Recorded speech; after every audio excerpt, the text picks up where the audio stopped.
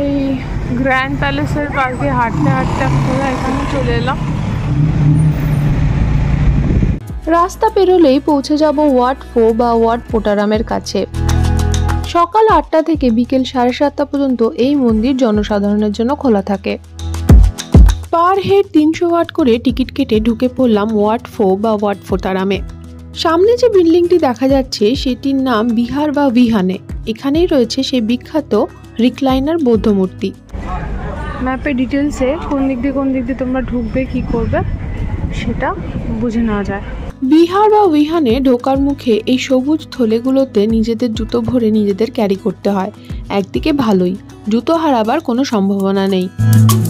1832 সালে 15 মিটার উঁচু এবং 46 মিটার লম্বা থাইল্যান্ডের বৃহত্তম রিক্লাইনার বৌদ্ধ মূর্তিটি রাজা তৃতীয় রামা তৈরি করেছিলেন।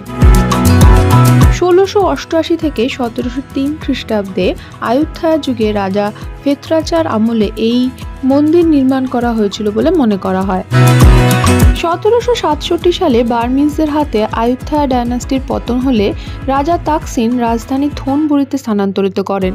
তখন ওয়াট 4কে চাওফ্রা নদীর বিপরীত দিকে ওয়াট অরুণের পাশে প্রতিস্থাপন করা হয়। 1782 সালে রাজা প্রথম রামা থোনবুরি থেকে ব্যাংককে রাজধানী স্থানান্তরিত করেন। তখনই ওয়াট 4কে গ্র্যান্ড প্যালেসের পাশে আজকের জায়গায় নিয়ে আসা হয়।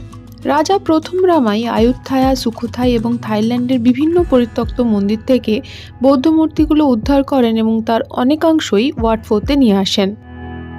বৌদ্ধ মূর্তির পায়ের তলাটি প্রায় 3 মিটার উঁচু এবং 4.5 মিটার লম্বা এবং মুক্তা দিয়ে জড়ানো।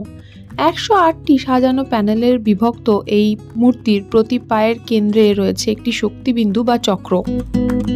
এই সুবৃহৎ রিক্লাইনার বৌদ্ধ মূর্তিটি তৈরি করেছিলেন রাজা তৃতীয় রামা। সম্পূর্ণ ওয়াট 4কে সংস্কার এবং সম্প্রসারণ শেষ করতে তার সময় লেগেছিল প্রায় 16 বছর 7 মাস।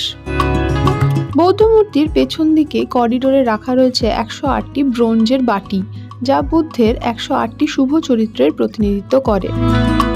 বিভিন্ন দেশ থেকে দর্শনার্থীরা এখানে মুদ্রা ফেলেন এবং গুড লাকের কামনা করেন। আমার সাথে ওয়াট 4 ঘুরে বেড়াতে তোমাদের কেমন লাগছে অবশ্যই কমেন্ট করে জানিও। ভালো লাগলে ভিডিওটাকে একটা লাইক করে দিও। আমার চ্যানেলে নতুন হলে সাবস্ক্রাইব করতে ভুলো না। আর ভিডিওগুলো ইনফরমেটিভ মনে হলে বন্ধুদের সাথে শেয়ারও করতে পারো। তোমাদের সাথে আবার দেখা হবে আমার পরবর্তী ভিডিওতে। ততদিন সবাই খুব ভালো থেকো। এখন তবে আসি, বাই।